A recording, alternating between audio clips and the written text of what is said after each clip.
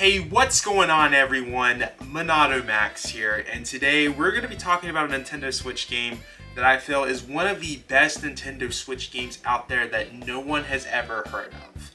And this is a game that I think is truly one of the best hidden gems out there for the Nintendo Switch. That game is Moon. We've been talking about Moon a lot on my streams and in video game pickup videos, and just me mentioning this game a few times through other videos. And some of you have asked me to do a video on the game, and some of you have already told me that you bought the game before I even did a video on the game because of how I was hyping the game up. And this is a truly special game. Now, I do want to say I really don't know how to talk about this game without spoiling things about the game. So there is going to be major spoilers with this game. So if you intend on playing this game, it might be best to stay away from this video. I'm going to do my absolute best not to spoil as much as I can, but with certain elements of why I really love this game, I am going to have to go into spoilers. So, spoiler warning ahead. I first want to talk about how I even found Moon. Moon is a game that my editor Coleman had been heavily pushing me to play and buy, I want to say since maybe 2019, 2020. He's been a big supporter of Moon.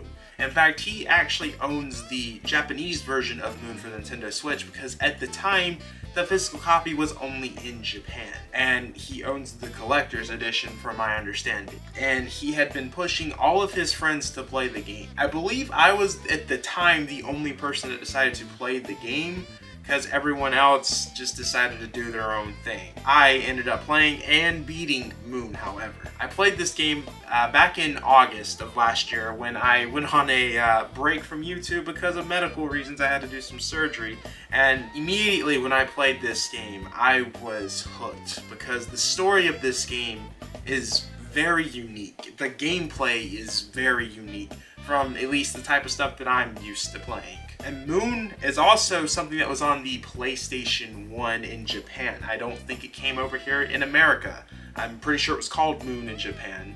This was a game that was brought over to modern day consoles just to have more people realize what the game is, because this was not, unfortunately, a popular game. It was not popular at all. Which, one thing that I think is really cool is you can actually go with old graphics compared to like the HD visuals that you can do. It's kind of cool to have HD visuals, not HD visuals. That's an option in this game, which I automatically thought was really cool. Another really cool thing about Moon as you play through the game, you get to pick your own music of what gets played. You buy these vinyls from this random guy that you'll see in the game, and from there on out, you get to start a collection of buying music from this guy, and you get to choose when to play music, when not to play music, and there is all sorts of music throughout Moon. Some really interesting music actually is in Moon, and I think it's cool that you get to pick what to play and what not to play.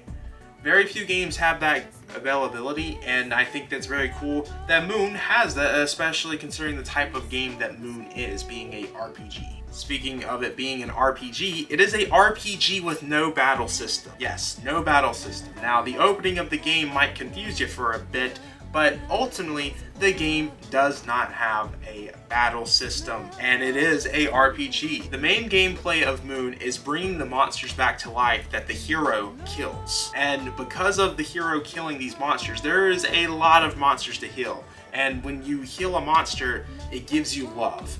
This love is what makes you survive in this Moon world longer. It's a different type of concept. At the beginning parts of the game for me were really difficult because you start off with a extremely low meter. Your character will pass out if it hits a certain phase in the meter, and the only way to get a longer meter throughout the game is leveling up by healing the monsters that was killed by the hero. And there's some really unique ways to heal some of these monsters.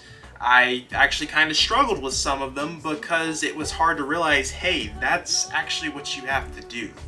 Creative ways, that I must say. This game also has very goofy characters that makes them instantly likable. Now, most of the time when I'm playing games like this that have goofy characters, I'm like, they're trying too hard to be funny. This game does it in a way that makes it special and unique. I can't quite describe it, but when I saw these characters, saw the dialogue as we got to hang around most of these characters further, I was starting to like these characters. It was something, I hate to make this comparison, but it did it better than Undertale. Undertale has some characters that I really did not like being around, that was kind of in that same type of role that Moon has with certain characters, but Moon had better writing in these characters in a goofy way, if that makes sense. They were very likable characters in this game. There weren't many characters in Moon that I was like, ugh, I hate that character. There was all ones that I'm like, ah, pretty cool, interesting stories here. We mentioned the hero, and you guys are probably confused, like, hey, you said the hero, are we not playing as the hero? No, this is why I love Moon. I love the concept of what Moon did here. So, you are a dead character that you're playing as, basically, and you're an NPC. That's what you are. You are an NPC, and you are seeing the events of what this hero is doing throughout all the game, and you are going as the NPC after he does his thing. Or you're trying to get ahead of him of what the hero's journey is, which is killing all of these monsters. So with you being an NPC, you get to hang around other worlds of what would be considered NPCs in RPG games. And because of that, you get to see some really unique storylines. It was something that I thought was really cool, that you get to be a NPC character. Like, what happens in the world of an NPC is what this game is, especially for RPG fans. If you're an RPG fan, you're more than likely going to like Moon because of what it does. Because apparently, according to my friends that have played the game, I'm not much of an RPG person, so I couldn't say if this is accurate. This game kind of makes fun of RPGs sometimes, of like at that timeline, the 90s, whatever was popular with RPG games. Because of this whole NPC thing, it's an incredibly unique thing that they did here. Because you're seeing these NPCs, I guess, praise the main guy being the hero, which is not us at all. And we're coming in after either fixing what he's made, which is a lot of times what we're doing in the story, fixing the mess that he caused with killing these people. Because killing these monsters ultimately was not a good thing that he was doing.